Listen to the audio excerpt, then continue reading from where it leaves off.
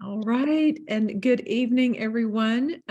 I am pleased to have this event with some wonderful ladies that know a lot about sourdough. And I'm learning, and I'll tell you more about that later, but it's been fun, and there's a really good reason we chose this. You might have noticed it's kind of on the up and up. People are starting to do more sourdough and talk about it and post it and share recipes. And there's some great recipes you can use, what they call the discard of sourdough. There's a lot of fun, delicious recipes.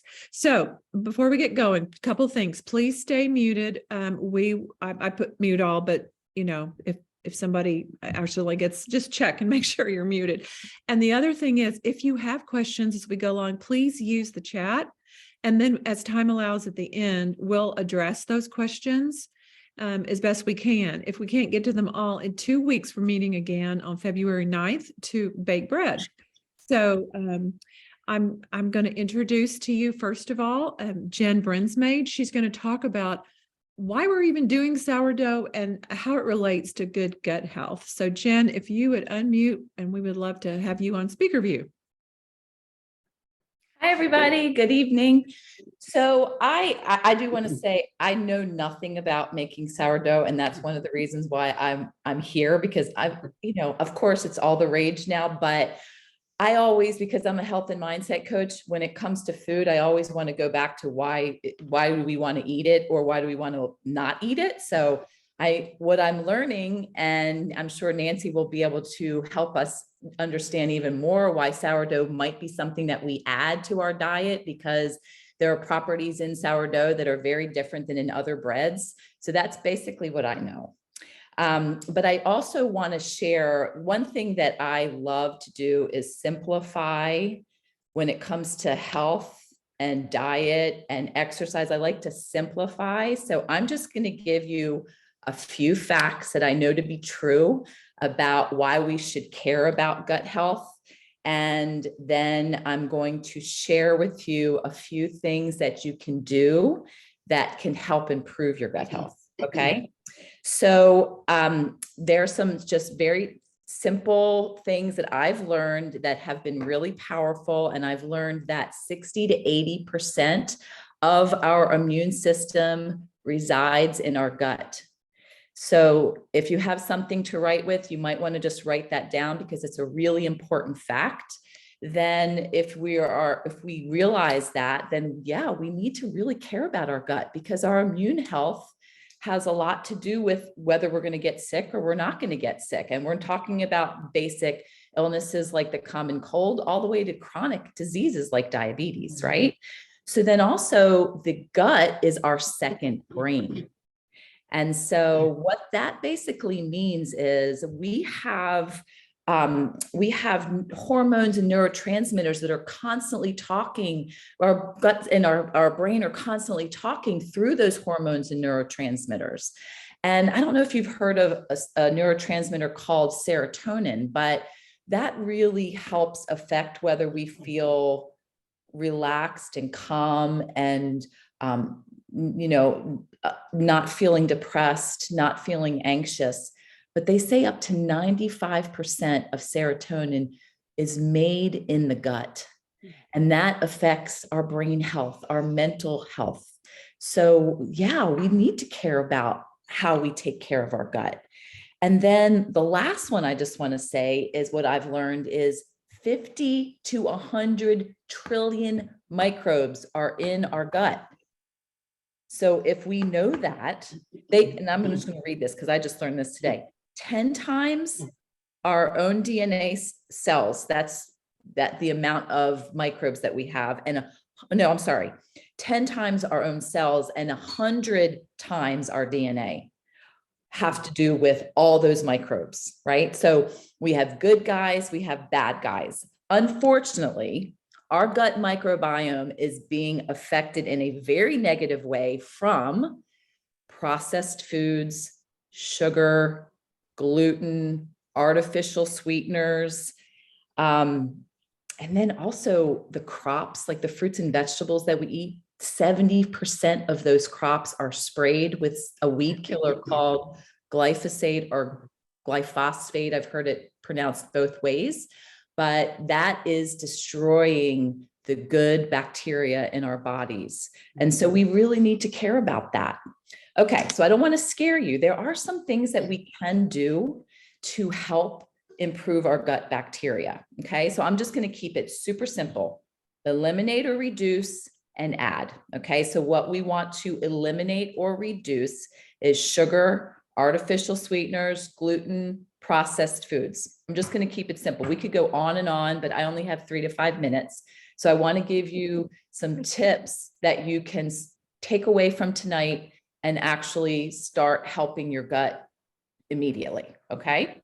Then we also want to add in foods that are rich in, well, whole foods. Okay. So foods that are rich in nutrition, typically plant-based foods. And if we're going to have protein, let's just say animal protein, we want to make sure that it's organic, grass-fed, because those animals that we may be eating are, what are they eating, right? If they're eating things that have that create inflammation in our body, will affect our gut. So that's something so simple. And then also prebiotic fiber, which comes from things like garlic, onions, avocados, green leafy vegetables, right? Prebiotic fiber. And what is prebiotic? So maybe you've heard of probiotics. So probiotics really are there to help replenish the good bacteria in our gut. Prebiotic is fibers that feed the good guys. And where we typically get prebiotic fiber is just like what I said, those few foods, but also from plant nutrition. Okay. What's the problem with most of our diets? We lack plant nutrition. So I have a simple tool that I want to share, that I share with my clients, because it is so simple and it's a great way to get that plant nutrition, that prebiotic fiber that will help feed the good guys. And that is Juice Plus. Okay. So Juice Plus is fruits and vegetables that have been dried and encapsulated. I'm going to keep it super simple, beyond organic. They are fruit blend, vegetable blend, berry blend, and then this is a plant omega. So that is Juice Plus in a nutshell. You are flooding your body with 30 plus plants, 100, lots and lots of micronutrients, thousands really of micronutrients. So that's Juice Plus. I will always tell people about Juice Plus because, again, we do not get enough of that prebiotic fiber that is helping feed those good guys, which helps our gut microbiome. Okay. And then Juice Plus also has, I'm just going to show you this one. We have a protein powder that has 7 grams of prebiotic fiber from whole foods. Okay. I just want to share one other thing, and then I'm going to pass it on to Nancy. So I don't know, we all hear about probiotics. So if we have 50 to 100 trillion microbes in our gut, and we have a probiotic, people freak out. They're like, these high potency probiotics, 50 billion bacteria strains, 100 billion bacteria strains. Well, think about that. That's like a drop in the ocean. So probiotics are great, but I think the combination of prebiotic and probiotics are really important. So when you think of plant nutrition, think of the food that you're going to put in your body, think of Juice Plus as a way to bridge that gap to help feed the good guys for your gut. And then if you're going to do probiotics, the higher the strains, the better, because honestly, we don't know how many of those strains are actually live. So, all right, now Nancy is going to share with us. I know sourdough has a lot to do with helping our gut, but literally I'm clueless. So take it away, Nancy. All right. Thanks, Jen. Thanks so much for giving us that synopsis about gut health. And that's so important. So important. Well, when you think about what does sourdough have to do with this? Okay. Well, sourdough is a fermenting process. Now, when we ferment grains, which is we use flour and water to make sourdough, we're actually helping to get rid of some bad things and we're adding some good things. Grains contain many nutrients that we need and are good for us, but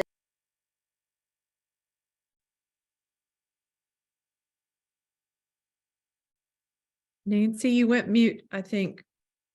You accidentally muted. oh, Nancy? I'm sorry. I'm sorry. We are talking about fermented grains and stuff. Grains are good for us, but we got to get rid of that phytic acid in there, because phytic acid is actually an anti-nutrient and an enzyme inhibitor. So it's robbing our body of nutrients, things like, especially minerals like calcium and zinc and iron. When we either sprout or soak or ferment grains, it neutralizes the phytic acid.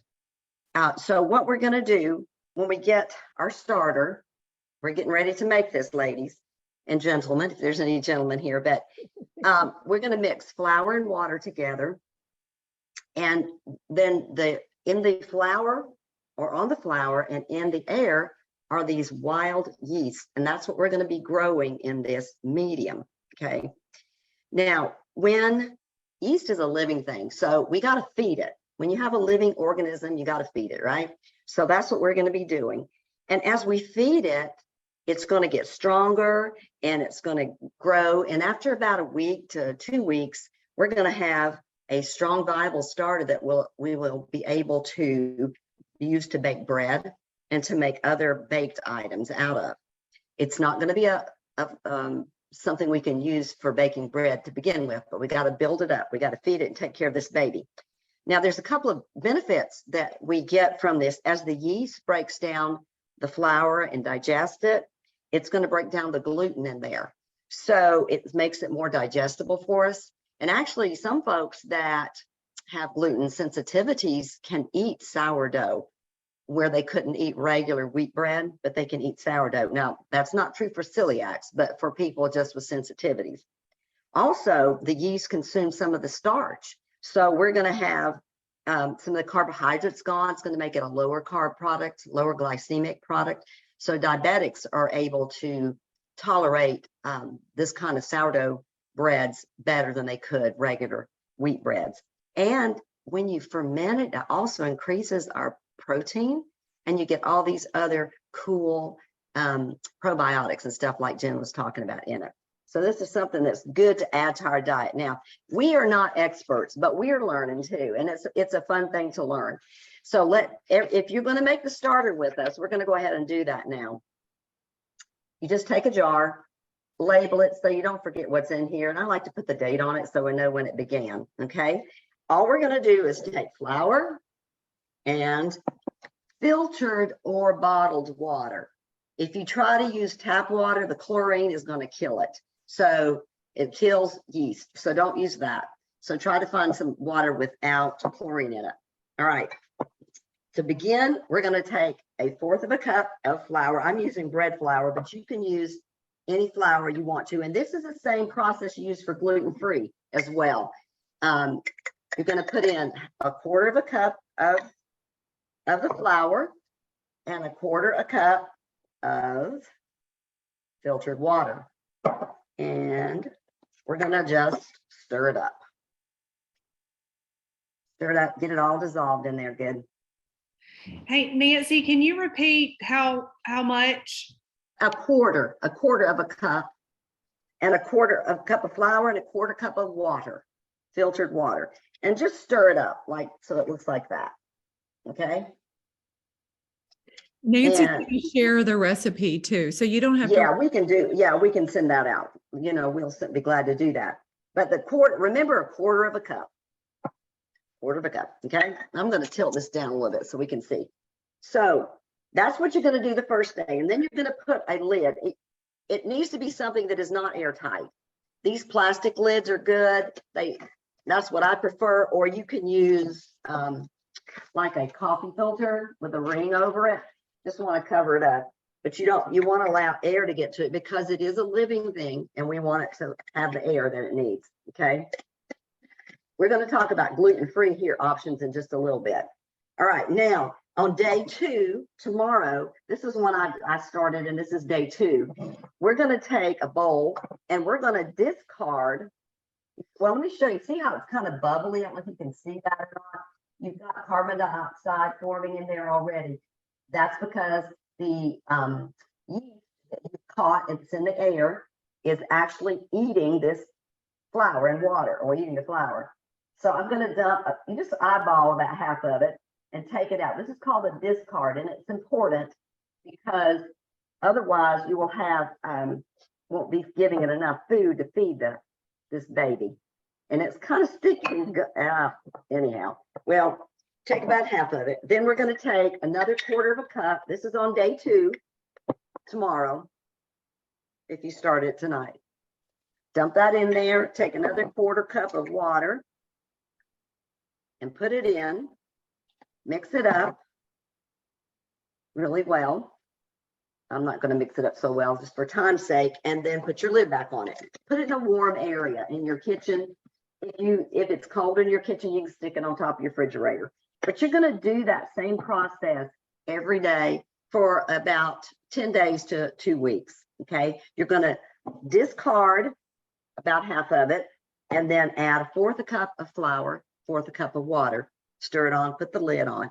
You're going to start seeing bubbles happening, and it's going to bubble up, and that's what it's supposed to do. It's digesting the flour and fermenting and creating our starter. Now you'll notice, you may start seeing, you see that little liquidy stuff on top there?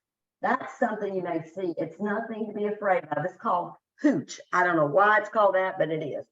And that it's not anything. It just means that this starter needs to be fed. It's hungry. It wants more food. So I got to feed the baby. Okay. So, but that's all it means. Then you can stir it into your starter, or you can pour it off if you want to. Now, after you've done that for about 2 weeks, then you're going to be ready to bake bread. You've got to have, this thing's got to be strong enough to support rising of bread, okay, and the structure of it. So we can't use this we did today. I can't go bake bread with this. It just won't work, because basically all it is now is flour and water. But when you take your discard out, it's basically flour and water, and you can use it. You don't have to throw it away. We don't want to waste stuff. You can put it in your pancake recipe, muffin recipe. Just leave some of the flour and water out, or the liquid out of your recipe, reduce it a little bit, and stir this into that. You can also, if you want to, collect it for several days. And then, like Mimi mentioned, there's lots of sourdough discard recipes out there. And the person who invited you can send you a link to some of those recipes that you can make brownies and cookies and muffins and all kind of good stuff out of. All right.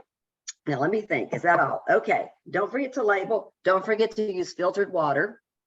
And y'all, this is not it sounds really scary, but it's not scary.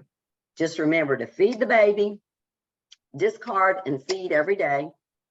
1/4 cup of flour, 1/4 cup of water, put a lid on it, not airtight, and that's it. Okay. When we get to next time, when we come together, we'll show you how to take the starter and get it ready to make bread. Now, Brenda is going to tell us some of the differences in the gluten-free and the regular flour. So Brenda, would you take it over, please, ma'am? Sure. Thank you so much, Nancy, for the introduction and for all that good information. I really appreciate it. I know some of y'all, when we were talking about where you were from, you're from Idaho and California and Arizona, and y'all might not know what hooch is. In the South, hooch is considered an adult beverage, okay? And then it's also, I thought about it today, it's also the Chattahoochee River runs in between Georgia and Alabama, and we used to shoot the hooch going down the river on a raft. So when Nancy first said that when we were practicing, I'm just like, I got to tell this is just too funny. Well, I wanted to talk about the gluten-free part. As Nancy said, it's pretty much the same process. We're just using a different kind of flour. I chose a recipe using King Arthur flour, gluten-free flour. It's just measure for measure. Some people call it 1-to-1. And so that means you can actually take this flour and substitute it for plain flour in a regular recipe. The biggest difference I found with gluten-free flour is the measuring. You saw how Nancy was very carefully, she was measuring her stuff out, but she she just kind of dumped it in and then squashed it down a little bit when she smoothed it out. If you do that with gluten-free flour, you're going to have a really bad problem because it's a little bit denser. And so it just kind of packs down more.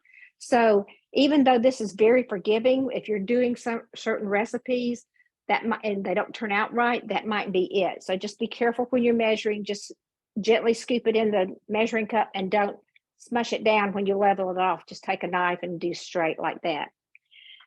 One of the experiences I had when I was first doing gluten-free flour was making homemade tortillas. I thought this is going to be fabulous. There was a recipe on the back of the package, and it was my very first gluten-free attempt. So I mixed it up, and I didn't know about the measuring or anything like that. I ended up with this little hard ball that I promise you could have been used for a hockey puck. It wasn't anything like a tortilla because I couldn't flatten it out enough. So that's one thing to think about. The other is the gluten-free stuff is going to be stickier because it just doesn't have all the structure that the gluten gives it. So I've got two things here. This is my starter, my real stuff. And I know you can't see some of the bubbles that are in here, but it's coming along pretty good. I also have the discard that I started in a jar, but it kind of outgrew itself. So you can see this is much bigger, much heavier because I'm keep dumping it in instead of taking it out all the time. So essentially it's double. So you do the exact same procedure where you discard half of your starter, put it in your discard bowl, and then you keep your starter and feed it.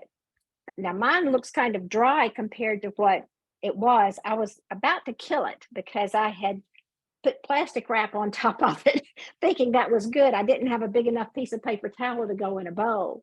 So you do have to have something that works. I'm just using plain handkerchief, clean handkerchief, and I put that over it, and that works great. I didn't even tie it down with a rubber band or anything. So we've got that. The other thing that I wanted to say is some people can try the sourdough. I'm getting my courage up to try that. I don't have celiac, but I am gluten insensitive a lot. And since I cut gluten and some of the other things Jim was talking about out of my diet, my life has changed a whole lot. I'm no longer in pain. I'm not sick, and yay!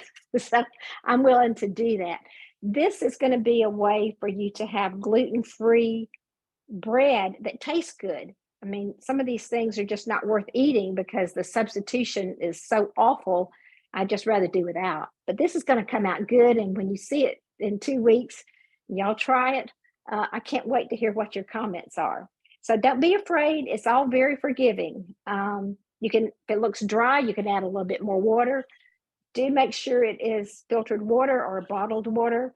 I killed my first batch of starter after about the 13th day. I wasn't even thinking. I grabbed my measuring cup and filled it from the tap. And when I came back, my starter was all 4 feet up. It was gone. So we're really glad y'all came today, and I hope this has been helpful for you. And ask the person who invited you. We're going to got links and recipes and all kind of good stuff for you. So Mimi, I'm going to turn it back over to you. Brenda, thank you. That was so good. And we've got questions pouring into the chat, and I have my own questions. So what I'm going to do is stop the recording, and then we're going to address the questions. And Brenda, that was awesome. I love your transparency too in your struggles. I too killed my first starter with tap water. So I guess you're not the only one. But we definitely live and learn. So we're so glad y'all are here. Remember, February 9th, which is 2 weeks exactly from today, we'll be back here. Yes, we're recording this. So if you came in late, you can listen to it, or someone that wasn't able to attend can watch it. But I learned a lot tonight, and I thank you, ladies. Thank you so much. Jen, for your gut health overview, and Nancy for showing us how to make starter, and Brenda for your you're being in your kitchen and showing us telling us about gluten-free, because I think a lot of people need that. So I'm going to stop the recording.